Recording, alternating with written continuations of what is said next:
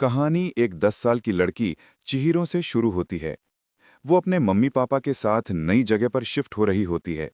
रास्ते में उनके पापा एक अजीब सी सुरंग देखते हैं और कहते हैं, चलो जरा अंदर चलते हैं, शायद कोई पुराना थीम पार्क हो।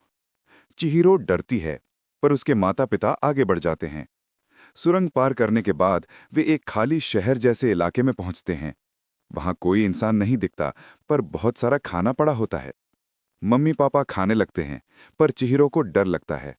वो कहती है, ये सही नहीं लग रहा। कुछ देर बाद जब वो वापस आती है, तो बढ़ाम, उसके माता पिता सुअर बन चुके होते हैं।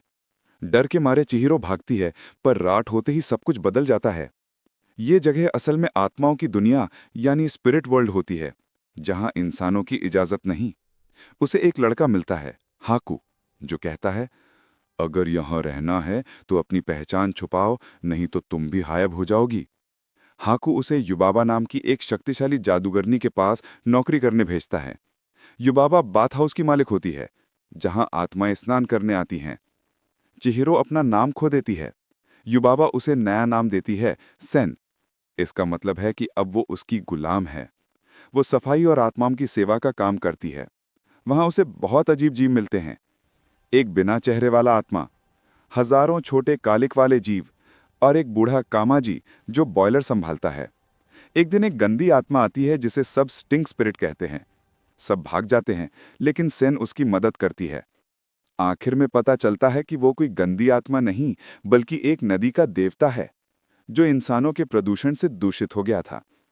वो खुश होकर सेन को इनाम देता है, एक जादुई गोल दवाई। सेन को धीरे धीरे हाकू पसंद आने लगता है। एक दिन वो घायल होकर लौटता है क्योंकि उसने युबाबा की बहन से कुछ चुराया था। सेन उसे बचाने की कोशिश करती है और अपनी जादुई दवाई का आधा हिस्सा उसे खिला देती है।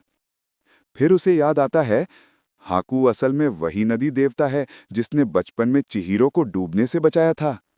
उसका असली नाम कुहाकू नदी है। सेन अपने साहस और सच्चे दिल से युबाबा की सभी परीक्षाएं पार कर लेती है। वो अपने माता पिता को ढूंढ लेती है, जो अब फिर से इंसान बन चुके हैं।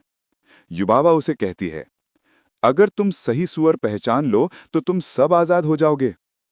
सेन कहती है, इनमें से कोई भी मेरे माता पिता नहीं है।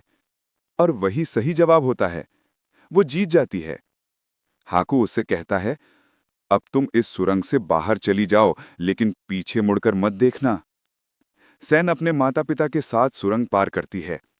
बाहर आने पर सब कुछ सामान्य लगता है, जैसे कुछ हुआ ही नहीं।